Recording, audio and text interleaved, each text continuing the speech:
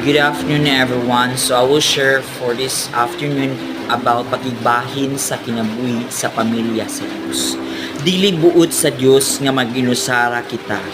Gikan pa sa sinugdanan, gibuhat niya ang mga mananap aron magkauban ni Adan ug himo niya si Eva aron mamahimong magkauban ni Adan. Ang Dios ang kaitasan usab nanguhang makipanglambigit sa iyang mga binuhat. Dili lamang siya manghiyatagon apan usa ka amahang nangandoy sa pakigrelasyon sa katawhan. Sa dihang naguba ang atong pakigrelasyon sa Dios tungod sa sala, iyang gipadala ang iyang anak si Jesus aron mamatay sa krus alang sa atong mga sala aron mahibalik ang atong relasyon ug mapadayon kini sa walay katapusan. Glory to God, in the mighty name of Jesus I pray. Amen and amen.